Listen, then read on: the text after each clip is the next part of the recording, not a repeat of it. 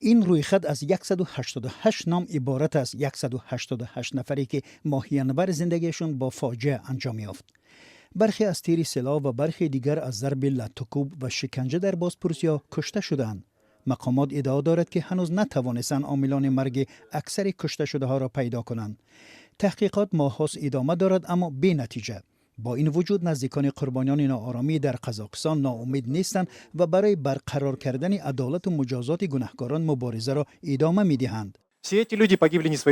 این آدمان از مرگ طبیعی خود نمردند. همه آنها حق داشتند زندگی کنند، آرزوهای خود را عملی کنند، کاری خوب کنند و با موفقیت دست یابند. حق به زندگی را کسی به اعتبار نکرده است، حتی در حالتهای فوق‌العاده. برای همین هیچ کس نوابسته از مقام حقی پراندن را ندارد. صیاد در این حادثات تیر خورد و شکنجه شد اما زنده ماند. به فرق از او ایکارکم 3 ساله را کسی نتوانست نجات دهد. روز 7 ینور ماشینی که او و خواهر و برادرانش در آن بودند تیرباران شد. به نقل پدر یک تیر بر سر ایکارکم رسیده است. تیرهایی را که از بدن دخترم بیرون آوردند به تشخیص بالیستیکی سپردیم.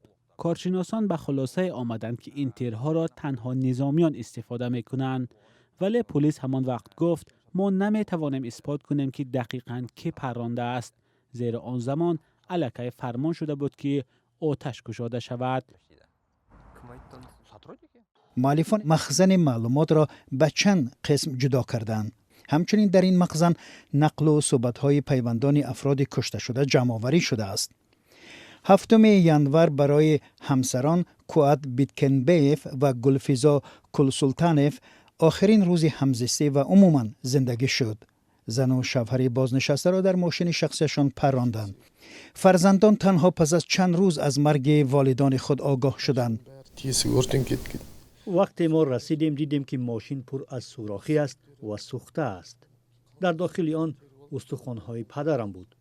ما استخوان‌های باقی مانده و کاسه‌خانه سر را در خلطه گرفتیم. دیدن این همه امکان ناپذیر بود. پیوندان قربانیان در قزاقستان مبارزه را برای دریافت عدالت ادامه می‌دهند. طلب دارند گناهکاران مرگ عزیزان آنها، حتی آنهایی که فرمان قتل را دادند، جزا بینند. طبق اطلاع رسمی در حادثه ماه ینور قزاقستان 238 نفر کشته شد.